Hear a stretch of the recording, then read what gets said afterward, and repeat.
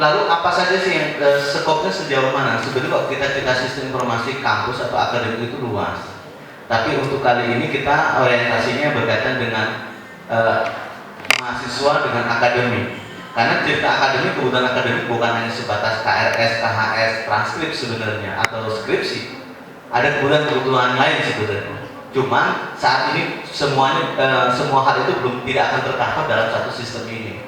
Insya Allah kalau memang nanti dimungkinkan, kita akan membangun sistem-sistem lain yang target akhirnya tidak ada bagian yang tidak terkomputerais.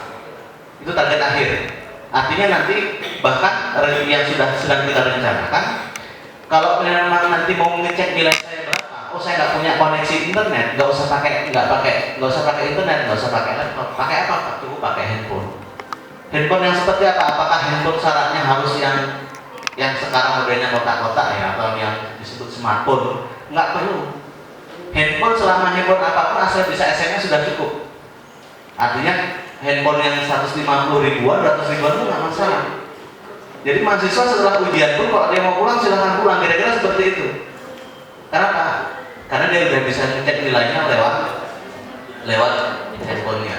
Atau kira-kira mau ada pengumuman bahwa tanggal sekian mahasiswa unit ini atau kelas ini harus datang misalnya.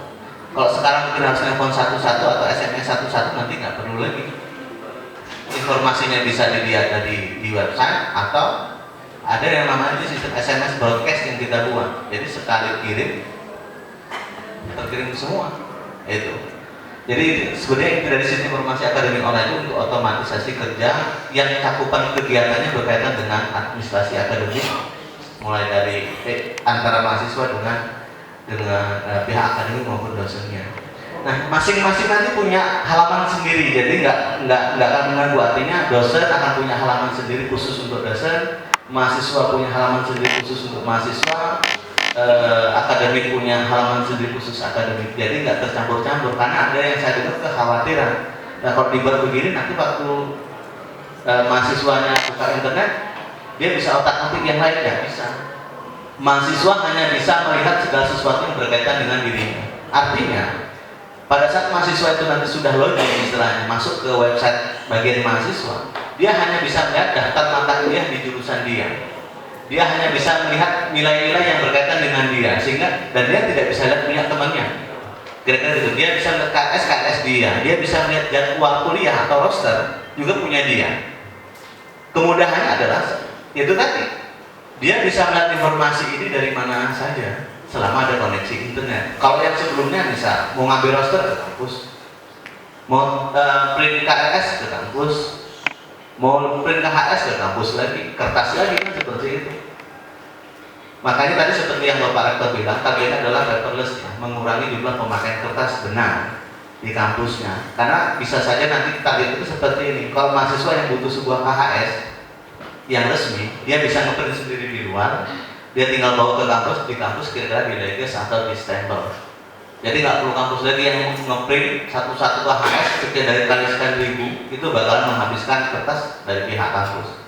Jadi karena mahasiswa sudah bisa ngeprint di mana aja nanti.